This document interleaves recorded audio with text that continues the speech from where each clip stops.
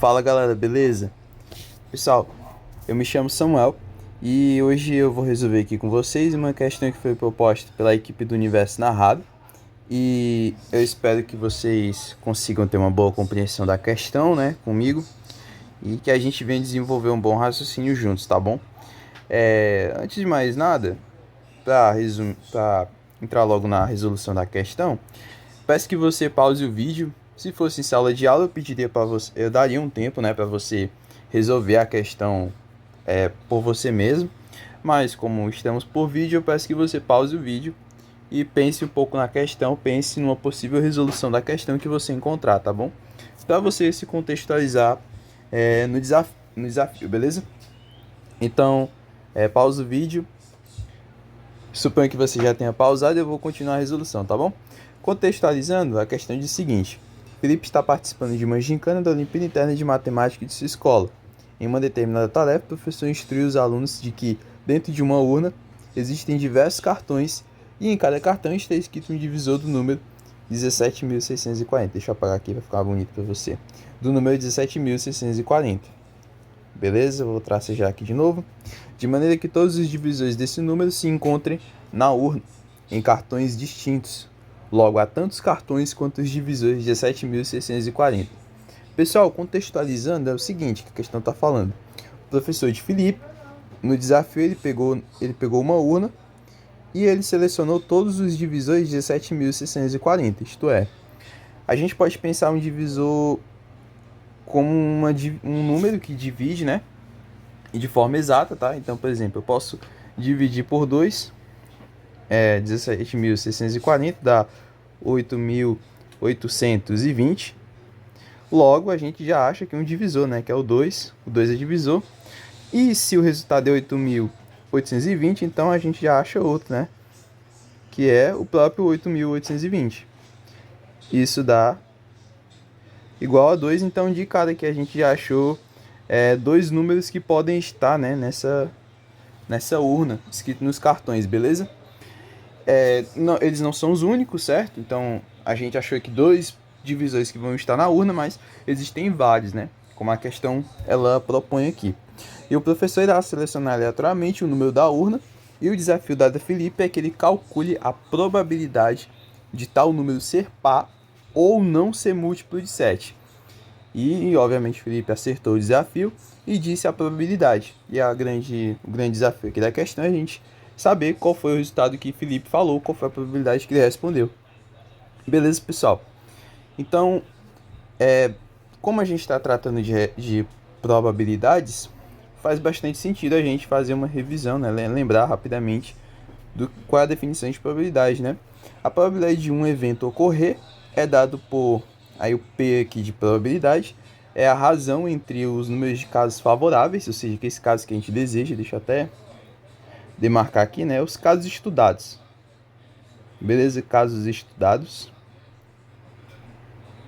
São os casos estudados pelo número de casos totais, ou seja, no nosso caso, a probabilidade vai ser o quê? Os casos favoráveis. Quem são os casos que a gente deseja estudar?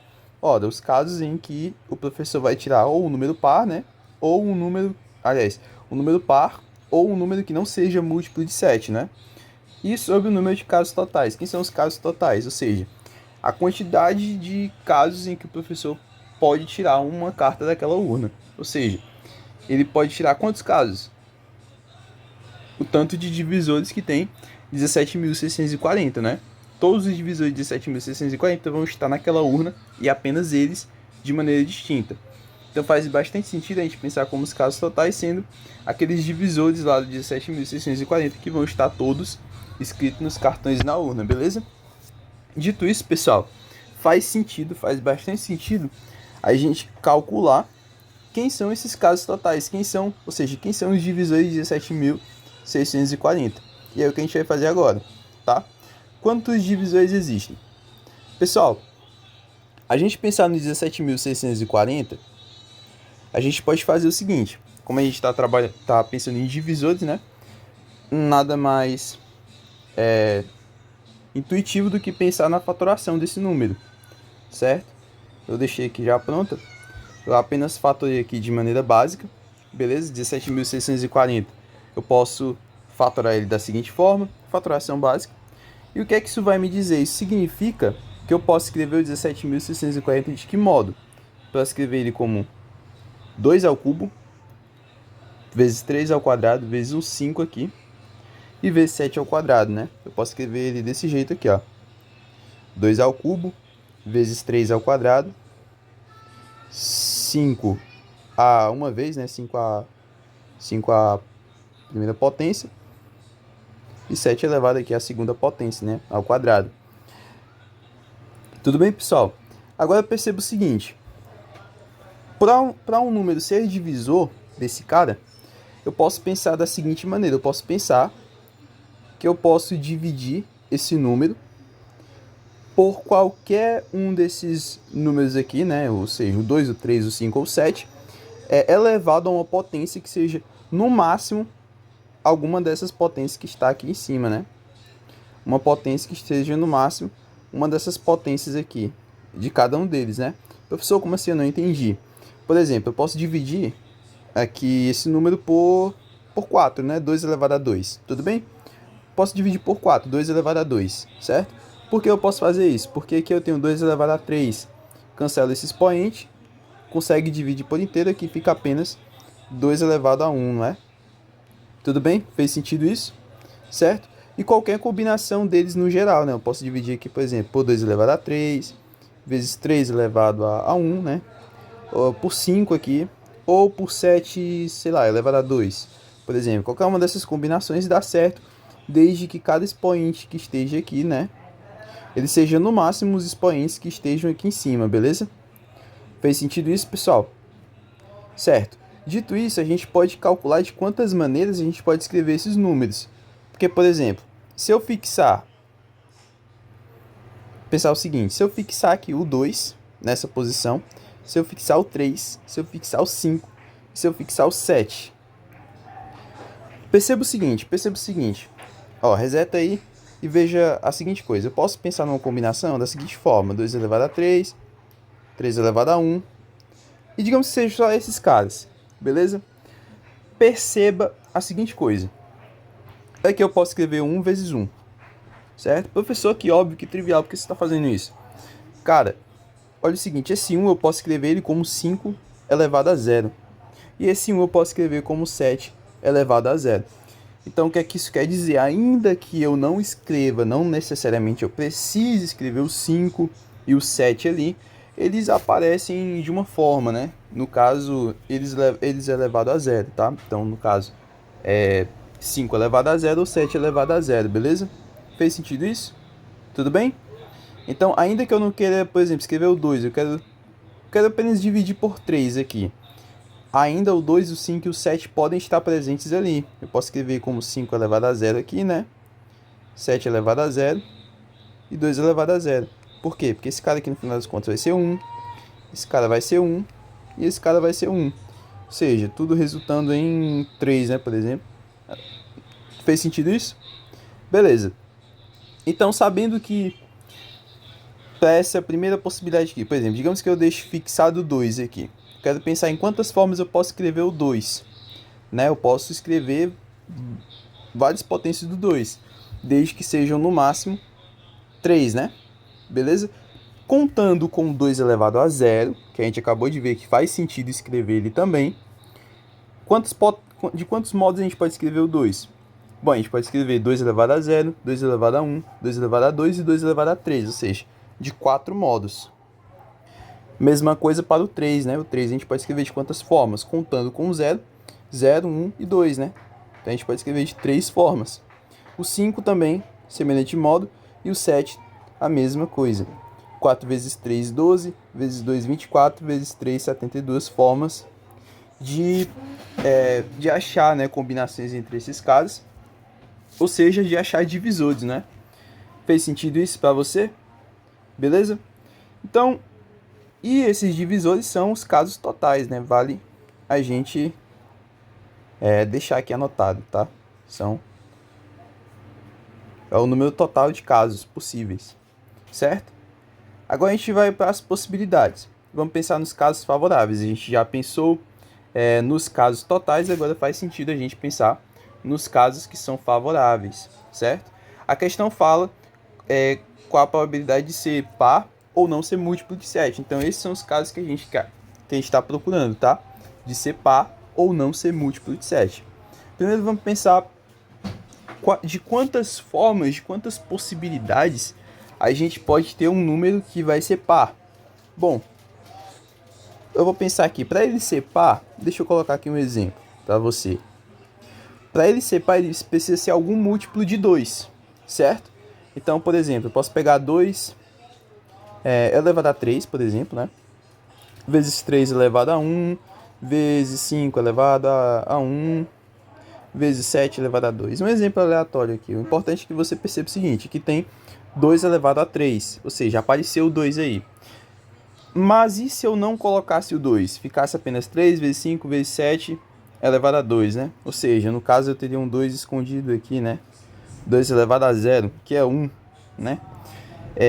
Então não seria um número par. Não seria considerado par porque a potência aqui ela é 0, né?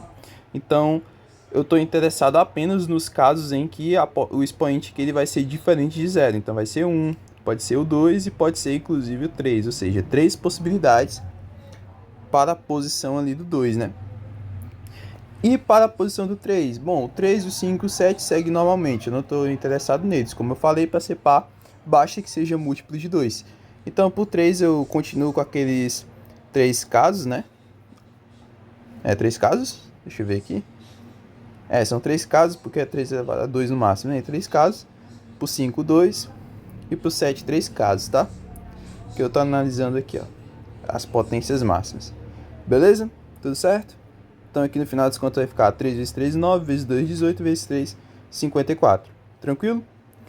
E não ser múltiplo de 7. Bom, eu querer que não seja múltiplo de 7, eu estou pensando da seguinte maneira. Eu posso ter qualquer potência aqui de 2 agora, não me importo com a potência de 2. Também não me importo com a potência de 3, também não me importo com a potência de 5, pode ser até o 0 aqui também. E eu quero que não seja múltiplo de 7. Bom, para não ser múltiplo de 7, já é o contrário daquele caso do par, né? Eu quero que o 7 não apareça. Então, eu quero obrigatoriamente que o 7 seja elevado a 0. Ou seja, para esse caso eu só tenho um tipo de possibilidade para o 7, que é o 7 elevado a 0. Né? Eu não quero que o 7 apareça. Beleza? Eu quero que ele seja 1. Então, se eu calcular o total de possibilidades aqui, deixa eu apagar aqui esse exemplo para ficar melhor. Se eu calcular aqui o total de possibilidades de não ser múltiplo de 7. Bom, para o caso fixado do 2, eu não me importo com 2, então pode inclusive ser o próprio 0 lá, né? Então, eu tenho 4 possibilidades aqui. Eu tenho as 3 possibilidades para o 3. 2 possibilidades para o 5, né? 5 elevado a 0, 5 elevado a 1. E para o 7? Bom, para o 7 eu quero apenas o 7 elevado a 0. Então, só tenho uma possibilidade de escrever o 7. Tranquilo? 12 vezes 2, 24. Ou seja, 24 possibilidade de escrever um número que não seja múltiplo de 7. Tranquilo? Beleza? Certo. Agora, o que é que eu quero que você perceba? A gente está pensando do professor escolher um cartão que seja par ou não seja múltiplo de 7. Só que aí tem um grande problema. Qual é o problema que está acontecendo? Vê se você consegue perceber. O que acontece é que essas 54 possibilidades de pares, elas vão estar lá na urna. Só que a gente também tem as 24 possibilidades de não múltiplo de 7 que também vão estar na urna. Só que se a gente somar essas possibilidades aqui, a gente vai estar cometendo um grande erro. A princípio, muitos podem pensar, né? Vou somar 54 com 24, que vai dar o total de possibilidades que eu quero, né? Que aconteça, que é o quê? Ser par ou não ser múltiplo de 7. Só que aqui está um erro, aqui está um problema. Por quê? Porque existem alguns números pares que também não são múltiplos de 7. Então, o que está acontecendo aqui? Existem alguns números que eles estão no mesmo grupo ao mesmo tempo. Aliás, eles estão nos dois grupos ao mesmo tempo. Vou dar um exemplo aqui para você do que eu estou falando. Exemplo. Eu posso ter um número que é par, ou seja, digamos 2 elevado a 2. vezes 3 elevado a 1, vezes 5 elevado a 1. O 3 e o 5 não estão importando muito. E 7 elevado a 0, ou seja, não é múltiplo de 7 e também é par. Ou seja, esse número aqui, esse caso especial, ele consegue estar nos dois conjuntos ao mesmo tempo. E se eu somar esses dois grupos, desse jeito, diretamente, né, 54 mais 24, isso vai me dar um problema. Porque eu vou estar somando o mesmo número duas vezes. É como se o professor estivesse pegando aquele mesmo número e ele está colocando duas vezes na urna. E o mesmo número não vai ser colocado na mesma urna, porque, como a própria questão fala, todos os números colocados na urna vão ser distintos, certo? Então o professor não vai colocar o mesmo número na urna. Tudo bem? Beleza, professor, como é que eu resolvo isso? Então você vai fazer o seguinte, ó. Faz bastante sentido. Como se eu somar 54 com 24, esses caras vão aparecer duas vezes, vão aparecer dobrado, né? Uma porque eles estão tanto no conjunto dos pares como nos múltiplos de 7. Faz sentido eu subtrair uma parcela desses caras, porque eles estão aparecendo duas vezes, né? Então se eu subtrair um deles, vai ficar apenas o que devia ficar lá. Para isso, o que é que eu vou fazer? Vou saber quantos caras estão nos dois conjuntos ao mesmo tempo. Eles são tanto pares quanto não múltiplos de 7. Ou seja, são pares e não múltiplos de 7. Quantos são esses casos, né? Bom, não ser par e não...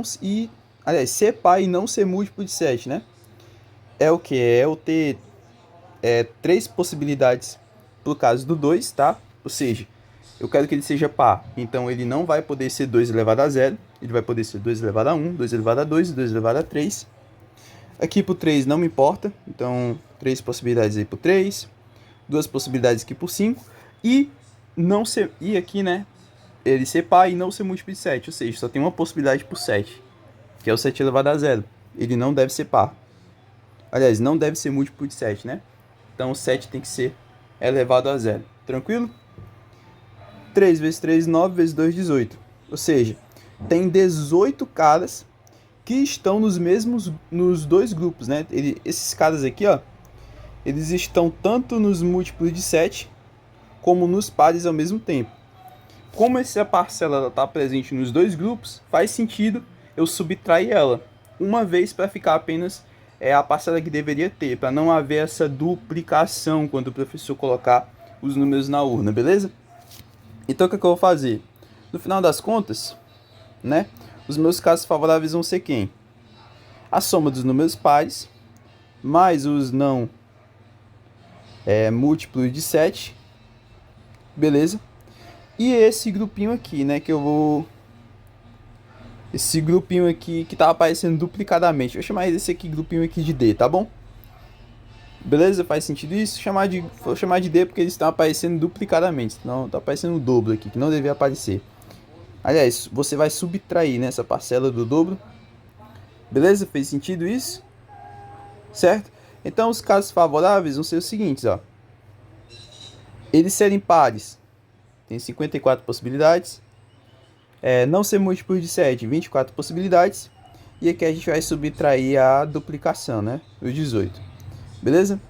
24 menos 18, 6. Com 54, 60. Tudo bem? E a gente tem um total de casos favoráveis. Lembrando, para finalizar a questão aqui, probabilidade é os casos favoráveis sobre os casos totais. Isso vai implicar para a gente